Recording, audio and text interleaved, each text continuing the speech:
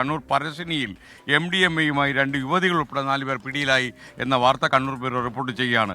മട്ടന്നൂർ സ്വദേശി ഷംനാദ്, പളപട്ടണത്തെ സ്വദേശി ജഷീൽ, ഇരിക്കൂറിലെ റഫീന, കണ്ണൂരിലെ ജസീന എന്നിവരാണ് പിടിയിലായിരിക്കുന്നത്. കണ്ണൂരിൽ നിന്നും കൂടുതൽ വിവരങ്ങളുമായി അരുൺ പൂപ്പറമ്പ് ചേരുന്നു. പിടിക്കുന്തോറും നമ്മൾ ഈ ഭംഗി കാണുന്തോറും ഏറുന്നു എന്ന് പറയുന്ന പോലെയാണ്. പിടിക്കുന്തോറും MDMA-യുടെയൊക്കെ എണ്ണം കൂടുകയാണ്. ഈ കൊക്കൈനും ബ്രൗൺ ഷുഗറും അതുപോലെ തന്നെ ഈ ഹൈബ്രിഡ് കഞ്ചാവും ഒക്കെ ആയിട്ട് കേരളത്തിൻ്റെ ഹൃദയഭാഗത്ത് ഒട്ടി വലിഞ്ഞ് എന്തൊക്കെയോ സാധനം ഇരിക്കുന്നുണ്ട്. അതെല്ലാം പിടിക്കണം. കണ്ണൂരിലേക്ക്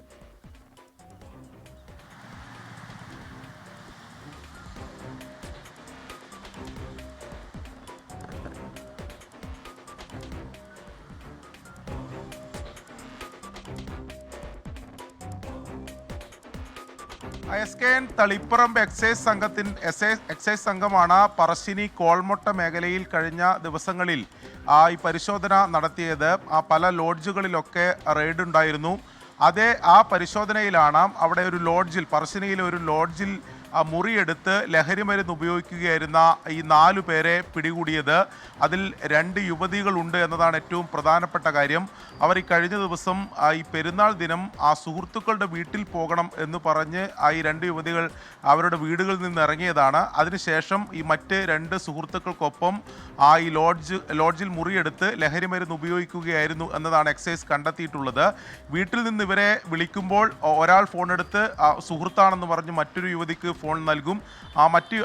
രണ്ടാമത്തെ യുവതിയെ വിളിക്കുമ്പോൾ തൊട്ടിപ്പുറമുള്ള കൂടെ ഉണ്ടായിരുന്ന യുവതിക്ക് ഫോൺ നൽകി, സുഹൃത്താണ് നൽകി ഫോൺ നൽകി. ഇങ്ങനെയായിരുന്നു കഴിഞ്ഞ ദിവസങ്ങളിൽ അവർ വീട്ടുകാരെ പോലും പറ്റിച്ചത്. ഇപ്പോൾ എന്തായാലും എക്സൈസ് സംഘം കൈയോടെ തന്നെ പിടികൂടിയിട്ടുണ്ട്.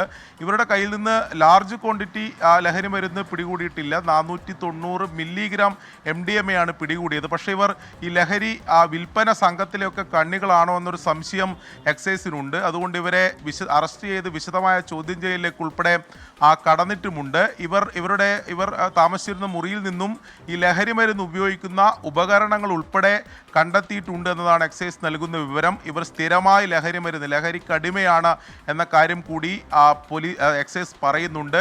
കൂടുതൽ സംഘാംഗങ്ങൾ ഇവർക്കൊപ്പമുണ്ട് ഉള്ള സാധ്യതയുണ്ട്. ഈ ലഹരി വിൽപ്പന സംഘത്തിലെ കണ്ണികളാണെന്ന സംശയമാണ് എക്സൈസിന് ഇപ്പോൾ ഉള്ളത്.